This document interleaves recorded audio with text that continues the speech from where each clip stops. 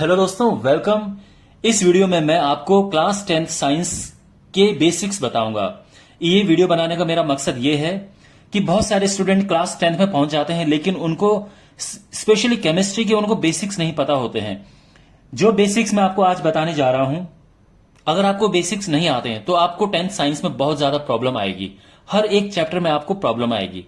तो मैं आपको इस वीडियो में मैं उसके बेसिक्स समझाऊंगा कि क्लास 10th की साइंस, स्पेशली केमिस्ट्री, जो रसायन विज्ञान वाला पार्ट है, वो पढ़ने से पहले आपको ये चीजें जरूर आनी चाहिए। तो फॉर एग्जाम्पल मैं छोटा सा आपको एग्जाम्पल देता हूं कि अगर आपको ये बताना हो कि भाई ये है सोडियम और सोडियम में मिला ऑक्सीजन, और इसको मिलने के बाद बना सोडियम ऑक्साइड। सोडियम ऑक्साइड में शॉर्ट में लिख रहा हूं ये, ठीक है ना, सोडियम ऑक्साइड बना। तो अगर आपको इसका इक्वेशन लिखना है तो सोडियम होता है Na, उसके बाद ऑक्सीजन होता है O2। अब ये O2 क्यों हुआ और यहां पे 2 क्यों नहीं लगा? इसके बाद ये बना सोडियम ऑक्साइड, तो सोडियम ऑक्साइड होता है Na2O। ये Na2O क्यों हुआ, ये NaO क्यों नहीं हुआ? या अगर हमें मैग्नीशियम, ये मैग्नीशियम है, इसमें मिला ऑक्सीजन और ये बनाता है मैग्नीशियम ऑक्साइड। तो हमने ऑक्सीजन में 2 क्यों लगाया, इसमें 2 क्यों नहीं लगाया, और ये इस तरह से कैसे बना, ये ऐसे कैसे बना? अगर आपको ये सब नहीं आता है तो आपको क्लास 10th साइंस में बहुत प्रॉब्लम आएगी। इसलिए ये वीडियो मैंने इसलिए बनाया है जिससे कि आपको ये सारी प्रॉब्लम आपकी दूर हो जाए। हां, अगर आपको ये सब आता है तो आपके लिए ये वीडियो नहीं है। आपको मेरे ख्याल से ये सब आपको आता होगा। पर अगर आपको ये नहीं आता है, या अगर मैं ये कहूं कि कैल्शियम हाइड्रोक्साइड क्या होता है, तो कैल्शियम हाइड्रोक्साइड ये होता है, ठीक है। और अगर हमें सोडियम हाइड्रोक्साइड लिखना हो तो ये NaOH होता है। ये सारा 9th क्लास में से ऑलरेडी समझा रखा है। तो इस वीडियो में मैं आपको ये सारा का सारा समझाऊंगा, और होपफुली इस वीडियो के एंड में आपको ये अच्छे से आ चुका होगा, और उसके बाद फिर आप आराम से क्लास 10th की साइंस समझ सकते हैं। तो शुरू करते हैं। पहला क्वेश्चन ये है कि यहां पे ये 2 क्यों लगा और यहां पे ये 2 क्यों नहीं लगा। यानी जब हमें सोडियम लिखना है तो हम केवल ऐसा क्यों लिखते हैं और ऑक्सीजन में ऐसा क्यों लिखते हैं? अब उसका कारण समझो। जब भी हम इस तरह से इक्वेशन बनाते हैं तो हम यहां पे लिखते हैं अणु, यानी मॉलिक्यूल्स। तो अब आप जानते होंगे कि एक होता है एटम यानी परमाणु, और एक होता है मॉलिक्यूल यानी अणु। यहां पे हम मॉलिक्यूल्स नहीं लिखते, यहां पे हम यहां पे हम परमाणु नहीं लिखते हैं, यहां पे अणु लिखते हैं, ठीक है। तो ये सारे मॉलिक्यूल्स होंगे आपके। अब आपको यह समझना है कि मॉलिक्यूल कैसे होते हैं। बिल्कुल आसानी से आप समझेंगे, आपको परेशान होने की जरूरत नहीं है। देखो माय डियर स्टूडेंट्स, जब एटम आपस में मिलते हैं तो मॉलिक्यूल बनाते हैं, ठीक है ना।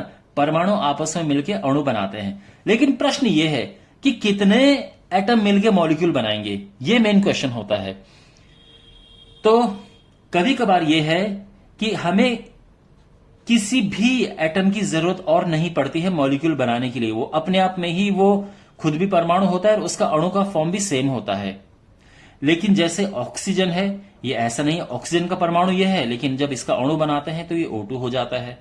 तो यहां पे आप O कभी नहीं लिखेंगे, आप O2 लिखेंगे। तो अब आप देखो, सबसे पहले तो मैं आपको बताता हूं कि हमें सेम टू सेम कब लिखना होता है, ठीक है।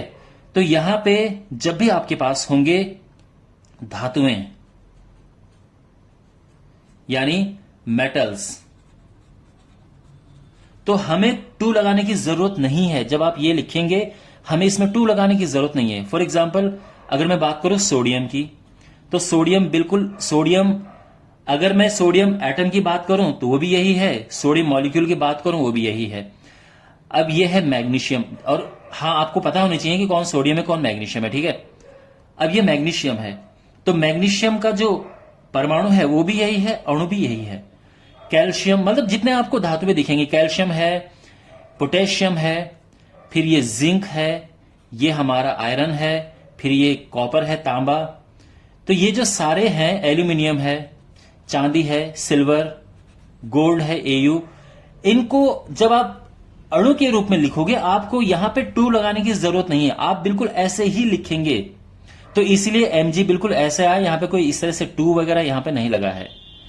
एक तो है धातुएं, दूसरा होता है, पर वो उसका आपको इक्वेशन नहीं बनाना पड़ेगा, बस मैं नॉलेज के लिए बता रहा हूं, वो है जो अक्रिय गैसें होती हैं जिनको हम नोबेल गैसेस कहते हैं, नोबेल गैस।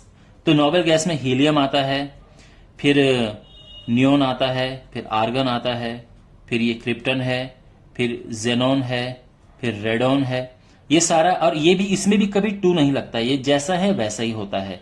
तो मैंने क्या बताया आपको कि ये जो सारी चीजें हैं, ये धातुएं भी, ये परमाणु और अणु दोनों अवस्थाओं में बिल्कुल ऐसी ही रहेंगी, ये बदलेंगी नहीं। अच्छा, अब बात करते हैं ऐसी चीजों की जिनमें 2 लगता है। तो ये ज्यादातर गैसेस होती हैं। अब कौन सी गैस होती है? जैसे ऑक्सीजन। ऑक्सीजन का जब आप अणु लिखेंगे, मॉलिक्यूल लिखेंगे, तो हमें 2 लगाना पड़ेगा। तो यहां पे आप अकेला O, अगर आपको लिखना है कि भाई ये एल्यूमिनियम है और इसमें ऑक्सीजन मिला, तो आप O कभी नहीं लिखोगे, आपको हमेशा O2 लिखना पड़ेगा। लेकिन जो एल्यूमिनियम है, इसको केवल आप Al लिखेंगे, केवल Al ही लिखेंगे। आपको समझ आ रहा है बात? अब ये है ऑक्सीजन, हाइड्रोजन में H2 होता है, क्लोरीन में Cl2 होता है, नाइट्रोजन में N2 होता है। इन सब में आप देख सकते हैं इनमें 2 लगा है। तो मैं, जो हमारे पास जैसे ऑक्सीजन है, अगर कोई बोले कि ऑक्सीजन का एटम क्या है, परमाणु, तो आप बोलोगे O है। अगर कोई पूछे कि ऑक्सीजन का अणु क्या है, यानी मॉलिक्यूल, आप बोलोगे O2 है। कोई पूछे हाइड्रोजन का एटम क्या है, आप बोलोगे H। कोई पूछे हाइड्रोजन का मॉलिक्यूल क्या है, तो आप बोलोगे H2।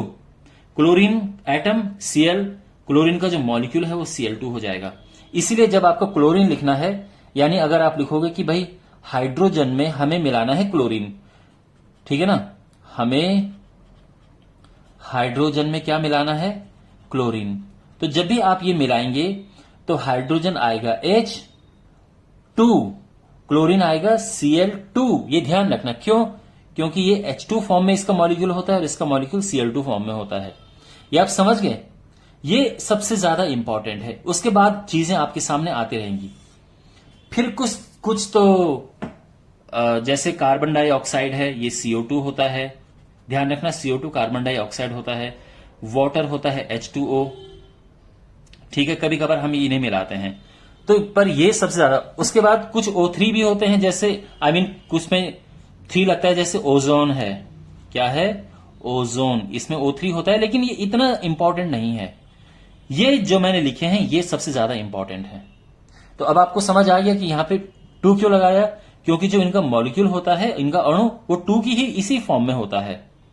तो मैं उम्मीद करता हूं अभी तक आपको समझ आ गया होगा। अब बढ़ते हैं दूसरी चीज की ओर। अब इसमें जो हमने लिखा था सोडियम, अगर आप हिंदी मीडियम के तो आप बिल्कुल चिंतित मत होना, ये सोडियम, ठीक है ना, इतना आपको समझ आ रहा होगा। और ऑक्सीजन, इसको मिला के बना सोडियम ऑक्साइड, ठीक है ना। तो अब आपको समझ आ गया कि सोडियम होता है Na, आपको यह भी समझ आ गया ऑक्सीजन होता है O2। क्यों? ये अब आपको समझ आ गया होगा। लेकिन प्रश्न ये है कि सोडियम ऑक्साइड क्या होता है और क्यों होता है, यानी Na2 है पर क्यों है ये ऐसा। इसके लिए आपको माय डियर बहुत ही इंपॉर्टेंट चीज है वो समझना है, और वो है वैलेंसी, संयोजकता। तो अब हमें यह समझना है कि किसका, जो इसको हम आवेश भी कह सकते हैं, ठीक है ना, इसको हम आवेश भी कह सकते हैं, यानी चार्ज। अब जैसे मैं बात करूं कि हमारे पास है लिथियम, तो लिथियम, इसका सिंबल Li होता है, ठीक है। मैं केवल सिंबल लिखूंगा। इसका चार्ज होता है +1। जैसा सोडियम है, सोडियम का चार्ज +1 होता है, इसीलिए यहां पे सोडियम ऐसा आता है, यानी इसमें एक प्लस होता है। अगर मैं बात करूं पोटेशियम की, तो इसका भी चार्ज +1 होता है, इसलिए पोटेशियम में ऐसा आता है। तो इनमें चार्ज है +1, ये सबसे मेन है, ठीक है। वैसे और भी, बट ये मेन है। इसके बाद अगर मैं बात करूं कि +2 चार्ज किसका होता है, तो +2 में सबसे इंपॉर्टेंट है हमारे पास मैग्नीशियम, जिसमें चार्ज +2 होता है, और कैल्शियम, जिसमें चार्ज +2 होता है। इन दोनों में चार्ज +2। इसको हम ऐसे भी लिखते हैं और इसको हम ऐसे भी लिख सकते हैं, बात एक ही है, ठीक है ना। या जैसे हम इसको लिखना चाहें तो इसको 2 बार प्लस कर दो या फिर 2 पॉजिटिव कर दो। +3 किसका चार्ज होता है? यह है एल्यूमिनियम का। मैं सारे आपको सबसे इंपॉर्टेंट बता रहा हूं। एल्यूमिनियम का चार्ज +3 होता है। +2 चार्ज और भी चीजें हैं, जैसे अगर मैं बात करूं सिल्वर की, इसका चार्ज +1 होता है, ठीक है ना, सिल्वर यानी चांदी, तो ये इसका +1 चार्ज होता है। और बहुत सारे जैसे जिंक है, उसका ज्यादातर चार्ज जो है उसका +2 होता है। अब जैसे कॉपर है, तांबा, कॉपर का चार्ज +1 होता है और कभी कभार कॉपर का चार्ज +2 भी होता है। तो इसको जब हम लिखना है तो हम लिखते हैं, ध्यान से देखो, कॉपर, इसमें 1 लगाना है, और जब इसको लिखना है तो हम लिखते हैं कॉपर और इसमें 2 लगाना है। तो इस तरह से लिखते हैं। इसके बाद आयरन है, तो आयरन का ज्यादातर इसमें +2 होता है, वैसे आयरन में कभी कभार +3 भी होता है, बट ये बहुत मेन है, ठीक है। तो इनका ये +3, ये आपको ध्यान रखना है। Magnesium, calcium, zinc, copper, aluminium, ये सब, ठीक है। अब इसके बाद है माइनस वाले। माइनस में -1 किस किस का होता है? देखो, क्लोराइड का -1 होता है, ब्रोमाइड का, इसके ऊपर फ्लोराइड भी आता है, ठीक है ना, ऊपर आना चाहिए था, कोई बात नहीं, मैं यहां पे लिख देता हूं, ये फ्लोराइड है, ठीक है। और मैं आपको एक पूरा इसका टेबल भी दूंगा, ठीक है, अभी आप समझो बात को। अब ये है ब्रोमाइड। अब ध्यान रखना, आप ये कह रहे हो, आप ये सोच रहे होंगे कि सर आपने यहां पे इसको ब्रोमाइड क्यों बोला है, आपने ब्रोमाइड क्यों बोला है? यहां तो आपने केवल जिंक बोला, ये कॉपर बोला, ये सिंपली कैल्शियम बोला, इसमें ऐसा क्यों? वैसे तो ये ब्रोमीन है, लेकिन आप इसमें ब्रोमाइड क्यों बोल रहे हो? तो माय डियर, जब भी जिसमें नेगेटिव होता है उसमें ये आइड करके आता है, जो सिंगल है, जैसे ये है क्लोरीन, लेकिन इसको क्या बोलेंगे? क्लोराइड। ये है अच्छा, ब्रोमीन हमने लिख दिया था, चलिए इसको हटाओ यहां से। ये फ्लोरीन है, तो इसको बोलते हैं फ्लोराइड। ये आयोडीन है, तो इसको बोलेंगे आयोडाइड। समझ गए आप? ये सब समझो, बहुत इंपॉर्टेंट है, सारा पूरा बेस यही है सब कुछ। इसके बाद -1 में ये तो है हमारे पास सिंपल, जो सिंपल हमारे एटम्स होते हैं वो जब आयन बन जाते हैं, लेकिन कभी कभार हमारे पास इस तरह से भी आते हैं, जैसे OH-, ये है हाइड्रोक्साइड।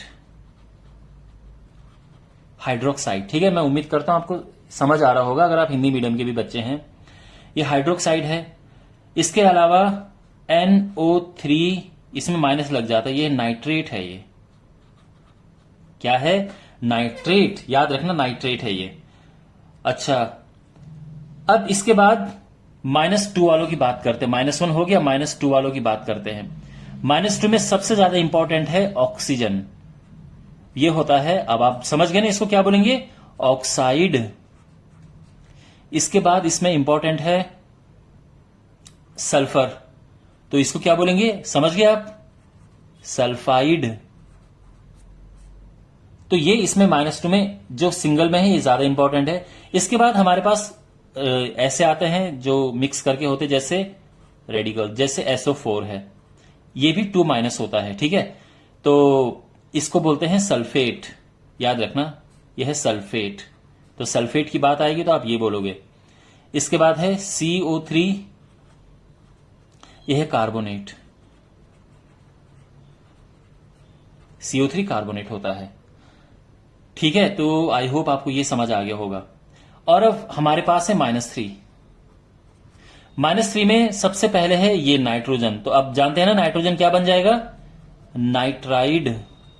ध्यान रखना, नाइट्राइड और नाइट्रेट में अंतर है। नाइट्रेट में -1 होगा, नाइट्राइड में ये होगा, ये ध्यान रखना आप। और बस इसमें ये ज्यादा यही इंपॉर्टेंट था, ठीक है। इसके अलावा और होते हैं, जैसे हम CN-1 कर दे तो ये साइनाइड बन जाता है, ठीक है। इसके अलावा HCO3, इसको बोलते हैं बाइकार्बोनेट। तो जो मैंने यहां पे लिखा है ये आपको बिल्कुल रट लेना है। ये आगे जो हम करने वाले हैं कि ये कैसे बना, उसमें इसी का खेल है सारा। और आपके सामने अब आप देख सकते हैं मैंने एक टेबल लगाई है, तो आप इसमें से जो छूट गए हैं आप ही देख लेना, आप इसका स्क्रीनशॉट ले लो या फिर आप नोट कर लो आराम से। और यहां पे आप देख सकते हैं कि हमारे पास अलग अलग आयन है और उनके सामने उनका चार्ज भी लिखा है, सब कुछ है, और ये आपको याद रखना है। अब मैं आपको बताता हूं कि हम इस तरह के कंपाउंड जो है, इस तरह के यौगिक हम बनाते कैसे हैं, तो आप समझो आगे। तो देखो, आप बनाने का नियम समझो। हम क्या करते हैं, हम उठाते हैं एक यहां से और एक यहां से, यानी एक हम प्लस वाला उठाएंगे और एक माइनस वाला उठाएंगे। हम माइनस माइनस वाला नहीं उठाएंगे, ध्यान रखना, ठीक है। अच्छा, एक और चीज यहां पे मिस हो गई है जो कि इंपॉर्टेंट है, वो हाइड्रोजन है और इसमें H प्लस आता है, ठीक है, हाइड्रोजन। हाँ, तो मैं ये कह रहा था कि एक हम यहां से उठाएंगे और एक यहां से उठाएंगे। अब देखो, तो मैं क्या कर रहा हूं, यहां से मैं उठा रहा हूं ऑक्साइड को, और मैं अलग अलग चीजों के ऑक्साइड बनाऊंगा। Sodium oxide, potassium oxide, magnesium oxide, calcium oxide, aluminium oxide, ये सारे बनाऊंगा, ठीक है। तो देखो, तो सबसे पहले मैं बना रहा हूं सारे के सारे ऑक्साइड्स। तो इसमें सबसे पहले बनाते हैं सोडियम ऑक्साइड, ठीक है ना।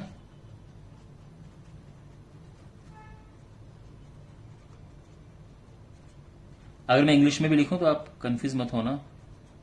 सोडियम ऑक्साइड, तो देखो सोडियम ऑक्साइड कैसे बनता है, ऑक्सीजन से मिलके। तो अब इसमें क्या लिखते हैं, सबसे पहले इनका लिखेंगे हम सिंबल। सोडियम क्या होता है, Na, ऑक्सीजन क्या होता है, O। अभी इसमें O2 वगैरह यहां पे नहीं लिखना है, ठीक है, यहां पे हम केवल इसका फॉर्मूला बना रहे हैं। अब यहां पे तो हमने लिख दिया इनका क्या सिंबल है। अब इसके बाद यहां पे इनका चार्ज लिखेंगे, इनका यह वैलेंसी जिसको हम संयोजकता कहते हैं। तो सोडियम की क्या है, देखो सोडियम की है +1 और ऑक्साइड की है -2। सोडियम की है +1 और ऑक्साइड की है -2। यहां पे होगा इनका क्रॉस मल्टीप्लाई, समझ गए यहां तक। अब जो है इसमें लगा दो ये और इसमें लगा दो 1 और ये आंसर आ गया है। सोडियम ऑक्साइड क्या है, ये है। अब बात करते हैं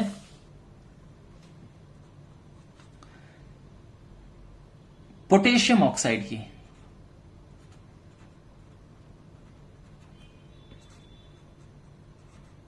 पोटेशियम होता है के, ऑक्साइड होता है O, और के है आप देख सकते हैं +1, ऑक्सीजन -2 होता है। यहां पे क्रॉस मल्टीप्लाई करो तो ये हो जाएगा K2O। तो पोटेशियम ऑक्साइड क्या होता है, K2O। अब बात करते हैं मैग्नीशियम ऑक्साइड की।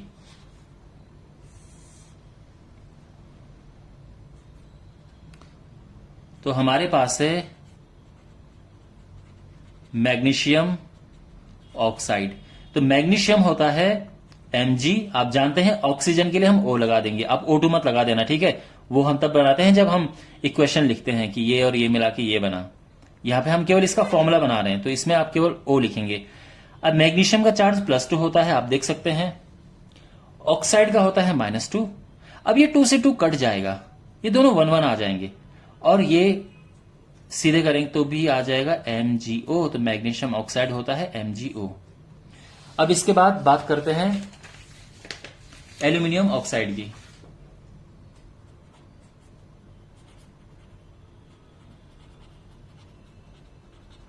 एल्यूमिनियम ऑक्साइड, एल्यूमिनियम होता है Al, ऑक्सीजन होता है O। ये इसका चार्ज +3 होता है, एल्यूमिनियम +3 है। और इसके बाद जो ऑक्साइड है वो होता है -2। क्रॉस मल्टीप्लाई करो इनका तो Al में लग जाएगा 2 और O में लग जाएगा 3, और ये है एल्यूमिनियम ऑक्साइड। अब आप समझ गए ये कैसे बने। अब हम बनाएंगे क्या बनाएं, चलो हाइड्रोक्साइड बनाते हैं। चलो हाइड्रोक्साइड आप जानते हैं कि OH- होता है, ऑक्साइड क्या होता है, O2- होता है, ठीक है ना। तो सबसे पहले बनाते हैं सोडियम हाइड्रोक्साइड।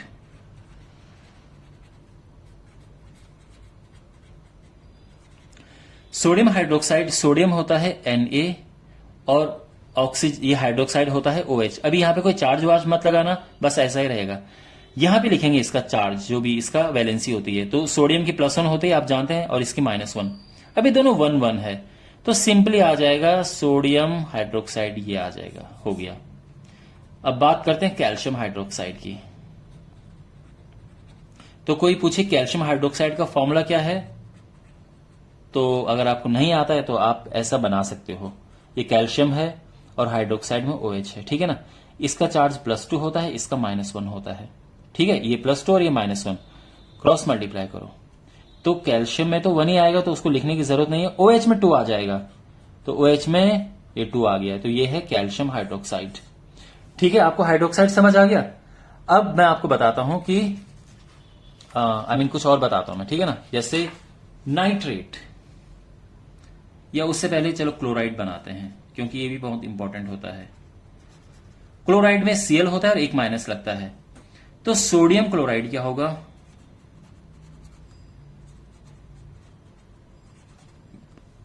सोडियम Na होता है, क्लोराइड Cl होता है, ये +1 और ये -1। अब हम इसका क्रॉस मल्टीप्लाई करेंगे तो ये हो जाएगा NaCl, सिंपल। ये सोडियम क्लोराइड है। कैल्शियम क्लोराइड,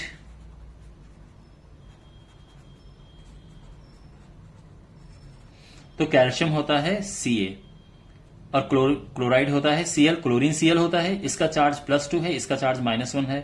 क्रॉस मल्टीप्लाई करो तो ये हो जाएगा CaCl2। Is it clear? समझ आ रहा है सारा?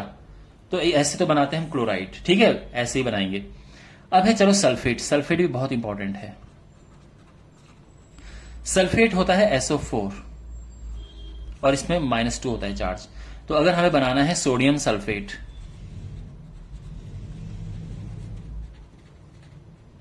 सोडियम होता है Na, इसमें +1 चार्ज होता है। सॉरी, यहां पे नहीं, यहां पे लिखते हैं +1। सल्फेट SO4 और इसमें -2 चार्ज होता है। क्रॉस मल्टीप्लाई करेंगे, इसमें 2 लग जाएगा, Na2, और SO4 तो 1 है तो उसमें कुछ नहीं लगेगा। और अगर हमें लिखना है एल्यूमिनियम सल्फेट,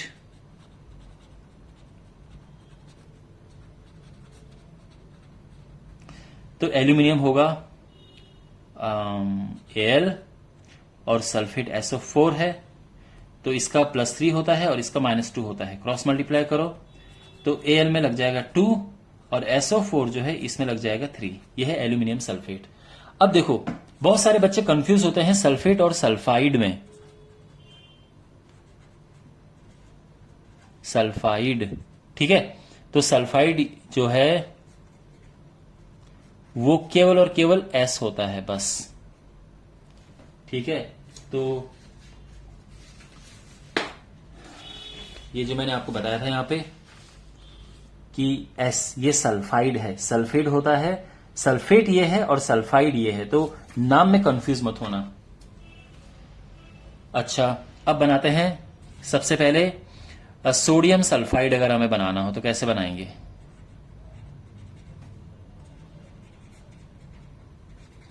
तो सोडियम होता है Na, सल्फाइड यानी सल्फर हमें S लिखना है, ठीक है। और ये हो जाएगा +1, ये हो जाएगा -2, तो ये हो जाएगा Na2S। ये है सोडियम सल्फाइड और ये है सोडियम सल्फेट। तो याद रखना, दोनों में कंफ्यूज मत होना। ऐसे ही कंफ्यूजिंग होते हैं नाइट्रेट और नाइट्राइड।